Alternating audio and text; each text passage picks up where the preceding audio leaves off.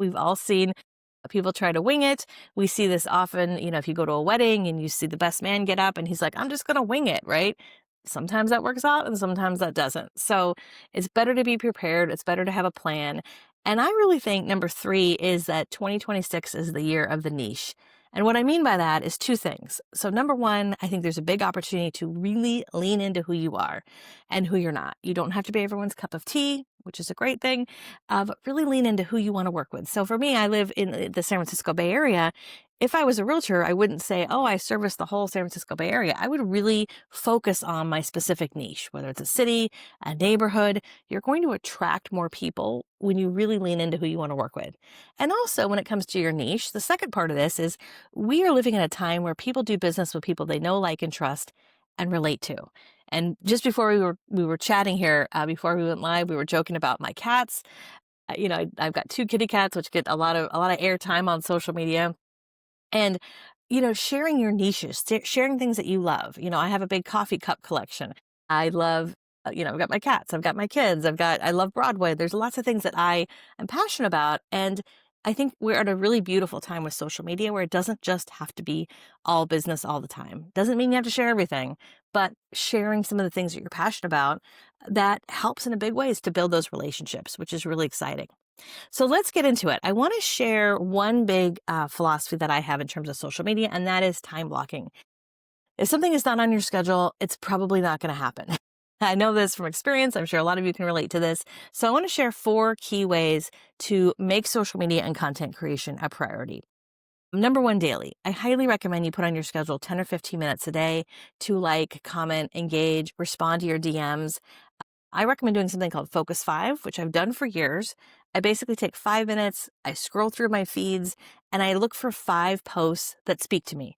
So something that makes me smile, something that makes me laugh, something that's really interesting, and I like, comment, maybe even share it. Now, when you're doing this, by the way, you want to leave meaningful comments. A meaningful comment is something that's at least 4 words, okay? So instead of great pic, you might say, hey, that's a great picture, Beth. Where did you take that? Or happy birthday, Brittany. What are you going on today? You use someone's name. You ask a question, right? That's a meaningful comment. And it's important because real estate's a relationship business. And relationships are built with these small, tiny actions over the course of time. So take 10 or 15 minutes a day. Be focused. Don't get sucked in. Don't let this turn into 2 hours. I typically do this in the morning as I've got my coffee. That's also where you're going to respond to comments and DMs. The DMs are where the leads happen. Oftentimes, if someone wants to work with you, they're not going to necessarily leave a public comment. And what I mean by that is people tend to lurk, okay, especially with real estate. Real estate is oftentimes the biggest financial purchase they'll ever make in their life. So if someone's ready to work with you, that lead often comes through the DM. So you want to make sure on at least a few times a week, you're opening up your DMs. The more you start posting engaging content and showing up and sharing, helpful, authentic information and not the same old, you'll start to get more DMs. So you want to make sure that that's part of your schedule. The second thing is weekly. I've been doing this for years. Set aside about an hour once a week. This is where you're going to create content, post content, and even schedule content. It's not set it and forget it, but you want to look ahead. I do this on Fridays. Fridays are, for me, a quiet day. I'll look ahead and go, okay, what do I have coming up? What do I want to post about next week? And I will often schedule a couple things just to have some content in the can. And that, again, allows for that consistency. On a monthly basis. Okay, now this is the big enchilada. This is the one that I think has made probably the biggest impact on my business and a lot of the folks we've worked with. And that is setting aside a couple hours once a month to batch create your content. And if you're not familiar with the idea of batching, it's just this idea of, doing a lot of content all in one sitting. It's like if you're going to go door knocking, you're not just going to knock on one door. If you're going to make phone calls, you're not just going to make one call. You're not just going to write one Christmas card, right? You're going to do a batch. It's the same thing with video. I just did this yesterday. I was like, if I'm going to do my hair and makeup and get on camera, I'm not just going to record one video. I'm going to record like 5 or 6, right? So if you can set aside some time once a month to record a bunch of content, and by the way you do that is by have a plan, which we'll talk about in a second, then you don't have to post it all right away, but you've got that content ready to go, which is awesome. So set aside some time. Usually within that time, I'm creating, I'm also editing. I don't believe any agent should spend hours editing reels. I'm going to share some of my favorite apps at the end that I love, and then just planning. And then lastly, is yearly. And again, Beth and I were just talking about this. I really believe at the end of the year, if you haven't done this already, set aside a day, if you can, between now and January to just put your out of office on, work on your plan, look back to see what worked, what didn't work, what do you want to do more of? When do you want to take time off next year? What are your vacations? I always love starting with like vacations first when we're doing our yearly planning. But again, it's a simple system, but daily, weekly, monthly, yearly, making it a priority just like anything else, I think is huge. I mentioned this a second ago, worth repeating. Relationships are built with these small interactions over the course of time, right? Every like, every comment, every share, it truly adds up. And it's just like in real life, when you meet someone for the first time and then you run into them at the grocery store and then you see them again at the Little League game and then you become Facebook friends. It happens over the course of time, which is why it's so important as an agent for you to show up. And I would imagine if you're here on this call, you know this, right? You're part of Best Community. You know how the importance of like showing up, engaging, not, outsourcing your voice. Not that you can't have help. You might have an assistant. You might have someone who helps with some of your social media, but it's just so important that you're the one connecting and engaging and responding to those DMs. It really does make a big difference. Okay, so let's get into the content piece of it. So we talked about time blocking. One of the things I highly recommend is that you think about for 2026 to create a pillar content plan. So pillar content, if you're not familiar with this idea, it's content that is in your voice, with your opinion, your personality. It's not canned, it's not boring, it's not automated. It's also typically content that's not going to go viral. Okay, this is not like the trending videos on TikTok or anything. This is like, in some ways, I wouldn't say boring, but it's helpful content. It's content around questions you get asked all the time. Like, when you get asked questions and you think to yourself, if I get asked this one more time, that's a great piece of pillar content. So it's things like who pays for what, or how to find a lender, or the biggest mistakes every first-time home buyer makes, that kind of content. And so pillar content typically fits into three buckets: video content, right, which you could create with your phone, blog content, or podcast content. For the sake of this conversation, we're going to talk about video, which I know the elephant in the room for a lot of folks, and some of you have heard me say this before. A lot of us don't like how we look and we don't like how we sound, so then we don't do it. And I'll never forget, many years ago, I had a good friend of mine very lovingly remind me. She was like, Katie, that's how you look and that's how you sound. So you got to get over it. So I will lovingly remind you of that. It's more important than ever for us to hear you and see you. If I go to your page and I scroll through your last 5 or 6 posts, I want to hear you. I want to see you. And that's often what's missing. Oftentimes when I go to an agent's Facebook or Instagram or LinkedIn or whatever platform, oftentimes what's missing is them, right? So if that's you, no shame. It's all good. We're going to fix that. We're going to work on it. But create a pillar content plan. So let's dig into this a little bit. The business reason, by the way, for creating a content plan and why you should show up daily, weekly, monthly, yearly is because the leads you get from great content are so much better. So I would imagine for a lot of you, you get a lot of business from referrals or maybe past clients. And maybe you're paying for some lead sources. But when you get leads that come from content, when you get leads from people who have seen you, they say things like, oh my gosh, I've been following you for years. I love all your videos. I'm on your email newsletter. Those kind of people, when they say things like, oh my gosh, I see you everywhere. I feel like I know you. I feel like you're in my head. When they are ready to work with you, they are ready to work with you. They're not shopping around. They're not calling 12 different realtors. No, they know you, or they think they know you. And now it's up to you if you want to work with them. And it's the difference between attracting business versus chasing leads, right? Attracting business versus chasing leads. It's an awesome way of doing business, and it can absolutely happen. And imagine if you added another 20% to your business in 2026 just from your content. Imagine getting business from people who you do not know, but they know you. And so we're going to kind of break down how that happens. So I am focused on talking about video, especially for your pillar content, because even in this day and age, most people retain 95% of the message in a video compared to only 10% of what they read in text. We have a very short attention span, right? And the good news is with video is it is easier than ever before, right? We are all walking around with our mobile devices. We don't have to necessarily create, long form, hour-long documentaries. We're talking about creating short form video content, right? 30 seconds, 60 seconds, 90-second kind of snackable content, if you will, that's like digestible, things that are helpful, things that are also evergreen or timeless. right? If I post about the biggest mistakes every first time home buyer makes in DC, and I post that today, I could probably post that again in 3 months, and I could probably post that again in 6 months. So there's this value of putting out content that's timeless, that's evergreen. It's a great lead generator. And it also helps to build your content library. Because if you take a step back and go, okay, if I publish one video a week, maybe I publish one 60-second video a week that's helpful, it's about the real estate market, it's evergreen. Over the course of a year, that's about 50 videos that you're publishing. That's an incredible library. And I think it's important to talk about, and I don't have this on the screen, but some of you have heard me say this before. Social media is rented ground. Social media is rented ground. We do not own it. It's a great thing to write down if you're taking notes. And so, as you think about your plan, having a content strategy, not just a social media strategy, I think is super, super important.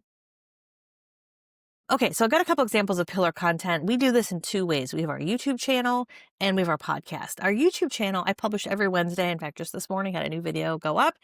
We publish once a week, and typically our YouTube videos are a little bit longer. They're 2, 3, 4, 5 minutes. They might be a lot longer if I'm doing an interview.